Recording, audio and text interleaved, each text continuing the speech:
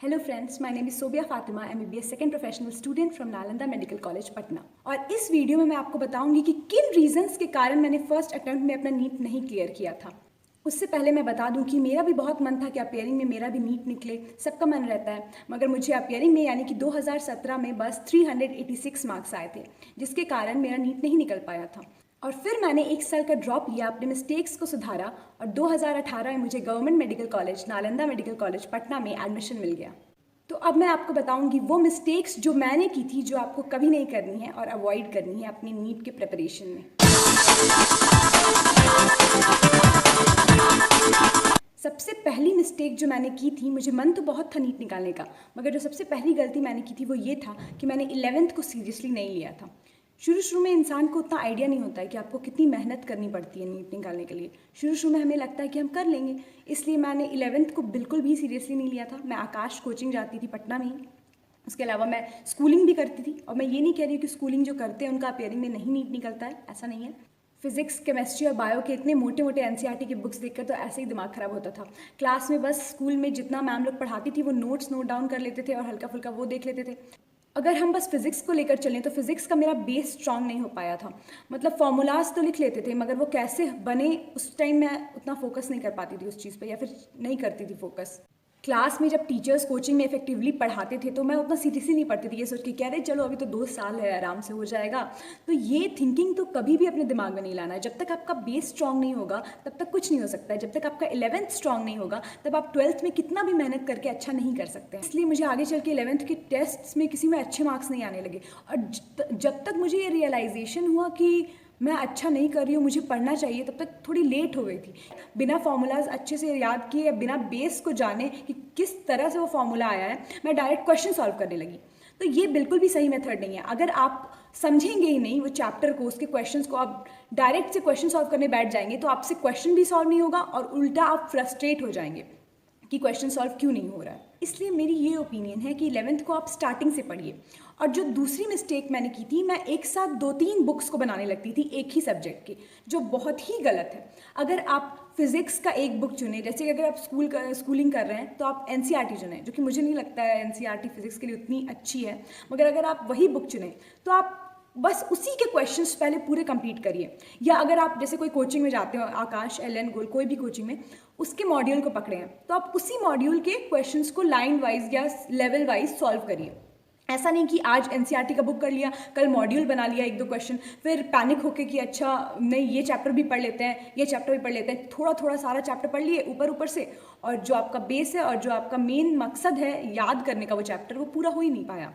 इसलिए मेरी मानो तो कोई एक बुक पकड़ो, DC Pandey, HC Verma, physics में जो चाहे, और सिर्फ उसी को बनाओ। जब वो पूरा कंप्लीट हो जाए, उसके सारे क्वेश्चंस तुम्हारे दिमाग में एकदम अच्छे से फिट हो जाए, तब सोचो कि अच्छा कोई और बुक बना सकते हैं। तीसरी मिस्टेक जो मैंने की थी वो ये था कि मैं ऑर्गेनिक केमिस्ट्री को हमेशा से लाइटली लिया था।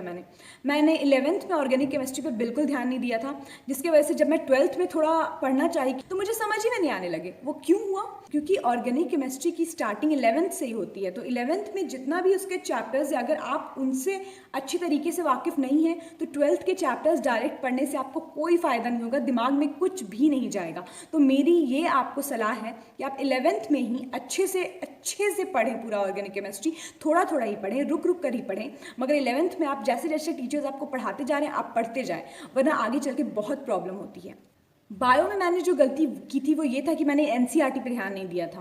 पता नहीं मुझे क्यों ऐसा दिमाग में आया था कि अगर मैं मॉड्यूल पढ़ लूँगी कोचिंग का तो उसमें तो NCERT का भी दिया हुआ है, एक्स्ट्रा भी दिया हुआ है, तो मेरे लिए दोनों तरह से फ़ायदा हो जाएगा। मोस्ट ऑफ द स्टूडेंट तो यही सोचते हैं कि अच्छा चलो मॉड्यूल में ज़्यादा भी दिया है, 2 बार कौन 2 बुक पढ़े, यही सोचते हैं। मगर वो बहुत ही रॉन्ग प्रोसीजर था, वो पूरा सीक्वेंस ही गलत था मेरा। मॉड्यूल पढ़ने के चक्कर में इतना मोटा मॉड्यूल होता था कि एक चैप्टर पढ़ने में ही मुझे 1 से 2 दिन लग जाते थे और पूरा का पूरा टाइम वेस्ट हो जाता था। और एग्जाम में फिर जब मैं पढ़ने जाती थी तो सब भूल जाती थी। तो ये बहुत ही गलत है। बायो में सबसे पहले तो मुझे लगता है NCERT सबसे पहले पूरी कंप्लीट करनी चाहिए। 11th में हो तो पूरा NCERT 11th का पढ़ लो, 12th में हो तो पूरा NCERT 12th का पढ़ लो, तब जाके मेरे हिसाब से ऑब्जेक्टिव सॉल्व करो और उसमें कुछ क्वेश्चंस लगे कि आउट ऑफ NCERT है, तब आप कोई मॉड्यूल का हेल्प ले सकते हो।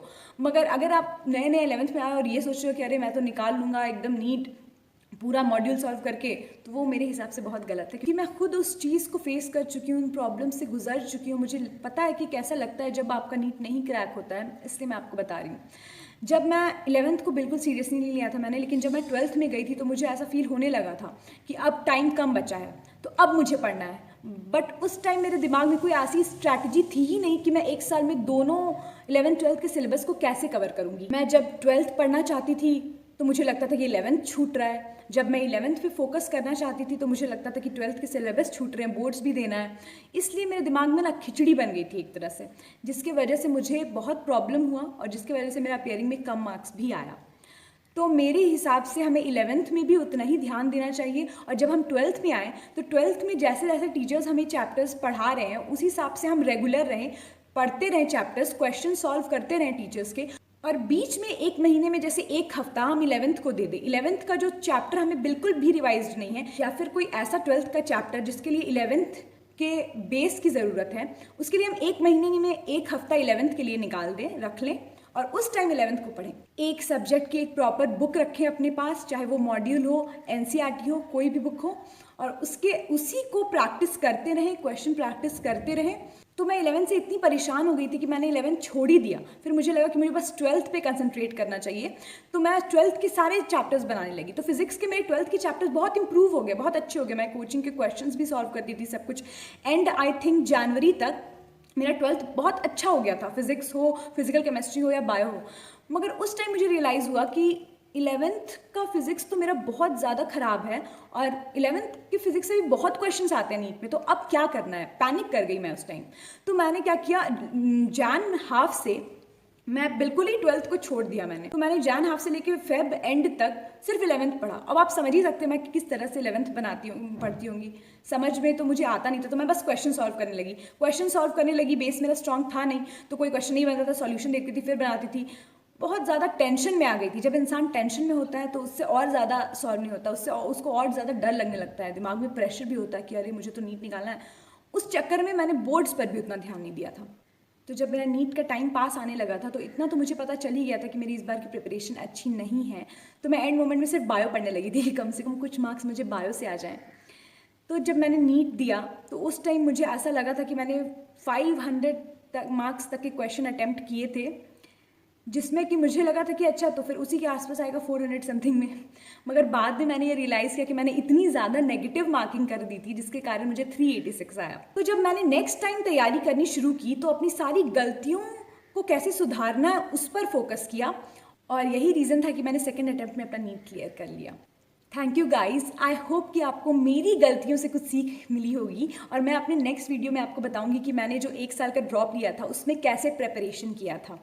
तो अगर आपको मेरी ये वीडियो ज़रा सा भी हेल्पफुल लगी तो इसे लाइक करिए, कमेंट में अपने व्यूज़ बताइए, और अगर आप मेरे चैनल पे नए हैं तो सब्सक्राइब ज़रूर करिएगा। मैंने अपने पहले वीडियोज़ में बताया है कि एग्जामिनेशन हॉल में क्या क्या मिस्टेक्स करने से बचना है, तो उसे भी ज़रूर देखिएगा, क्योंकि वो भी बहुत इंपॉर्टेंट है। लिंक मैंने डिस्क्रिप्शन में डाल दी है। Thank you.